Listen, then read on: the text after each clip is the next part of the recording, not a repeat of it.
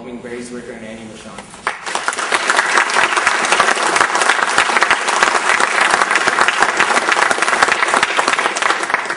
Now, what I would like to do, what we agreed to do, is to find out first from you people where you stand on 9/11, what your take is about the events of 9/11. And so what I'm going to do is just give you 4 choices. They pretty well cover the waterfront as far as ideas about 9/11 are concerned. I'll give you 4 choices and then ask for hands up on each choice after I give them. So the first take on 9/11 would be what you might call the official story that 19 crazed Muslims outsmarted all of the U.S. intelligence and military and diplomatic and political establishments and carried off 9/11. The second would be something called the incompetence theory, and that would be that American intelligence officials knew something about the impending attack by these 19 crazed Muslims, but through various kinds of incompetence at various levels were unable to prevent or even ameliorate these events. That's the second choice. The third choice is that American intelligence knew a lot about this, but deliberately decided to allow the attacks to go ahead anyway in order to benefit whatever political goals the White House had at that time. And those first 3 have something in common. They all posit that there were, in fact, 19 crazed Muslims who did this. The fourth choice, which you could call the inside choice or made it happen on purpose theory, is that, in fact, the whole thing was planned and executed at the highest levels, and it was an inside job. So those are the 4 choices. So now I'm going to ask for hands up. You have to be honest or there's no point. How many people here believe what we have officially been told about the events of 9/11? Which one? The official story of 9/11 that 19 crazed Muslims... Number 1. That's number 1. Yeah, that's what I'm asking for a hand up. Yeah. Well, we're having no hands on that one, which is not that uncommon these days. Second choice is incompetence is the basic explanation. So how many people believe that that, in fact, explains the events of that day, that there was incompetence? Yeah, so... Just a dozen of us. How many people here believe that it was allowed to happen on purpose? Which is another... About almost identical. And so finally, how many people here believe that it was an inside job? Okay. That's about 20. So we have 0, 12, 12, and 20, which is a good spread. Mm-hmm. And that gives us all a chance of knowing where we're at, and we can proceed accordingly. The questions that I've prepared for Annie I'm just going to group them into 3. First is spies and spying. By the way, Annie hasn't heard these questions. We offered to show them to her, and she said she didn't need to see them. And we all agreed it's more refreshing to have, an unrehearsed conversation here. So we hope. Yeah, I would hope. And also, but also I'd point out that when Bush and Clinton were in Toronto on Friday, the moderator, Frank McKenna, showed them all the questions. And so apparently that was a complete snooze fest. So we don't want to do the Bush-Clinton thing here. But we are in green chairs like they had.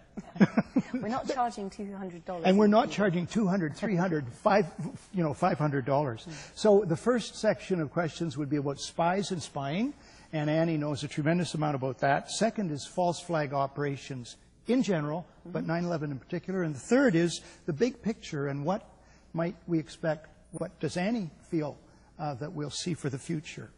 So will you first just sketch out, we have 50 minutes here, maybe 45 now. Okay. How did you come to be in the spy world? Well, I sort of fell into it by accident. I never wanted to be a spy or even thought about being a spy. After I graduated from university, I applied to a publishing house and started a career there, and then just found it slightly underwhelming.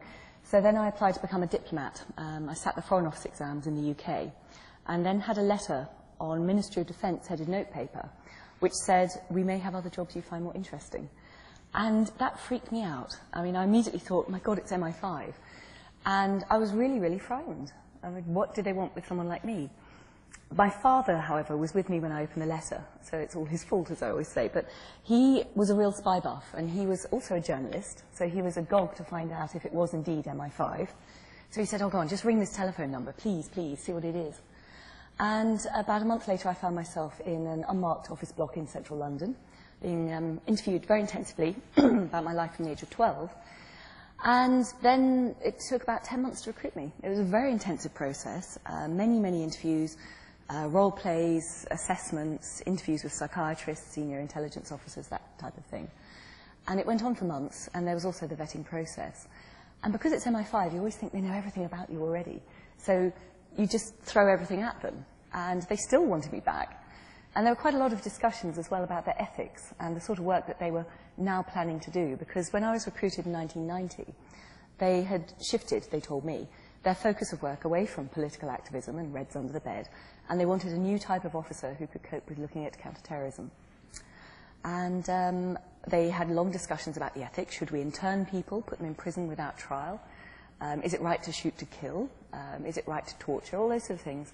And my views were the same then as they are now. And I told them all this, and they still kept inviting me back. So I was very surprised, really, when they finally offered me a job, to be quite frank. But I thought, well, they know all about me. I must be right for the job. Now, you mentioned psychiatric assessment. What, to your knowledge, are the psychological characteristics that, to be specific, MI5, to your knowledge, was looking for? Well, interestingly, in my last year in MI5, I was actually trained up to be a recruiter. This was the first year in which they were openly trying to recruit people. They were advertising for them in the media and saying, would you like to work for MI5? And they got flooded with applicants, about 20,000 in the first round, of which they chose 5. So they had their pick of good graduates. And the sort of things they were looking for were obviously intelligence, mental intelligence, good analytical skills, good communication skills, the ability to influence other people. So if you went out into the field and had to deal with agents, they would trust you. But also things like tenacity and an ethical framework within which you worked. So basically they wanted everything. They wanted a very rounded human being who could do a wide variety of work. And because they were MI5, and because they sounded glamorous, and because they never told the recruits exactly what they'd be getting up to when they joined, they got those sort of people. What they then found, of course, was they couldn't retain them. It sounded, from the profile you mentioned, that it would be an ideal employee for any company or organization. So, absolutely.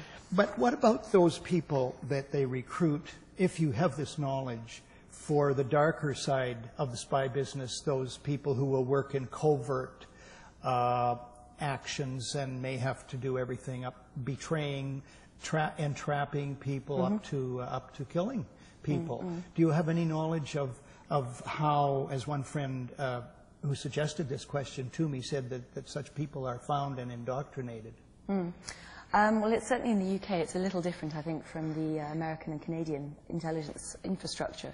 What they have is they have a split. They have intelligence officers who are full-time employees, who organize the operations, run the operations, and assess the information that comes out of them. And that's what I was. So you work for MI5. The people you're talking about are then defined as agents. So they don't work. They're sort of like contractors. And they are employed by MI5 to infiltrate organizations or to go and bug people's houses or whatever. So they're the sort of cutouts. They are the ones who do have to befriend people in groups, are the ones who betray those friendships and report back.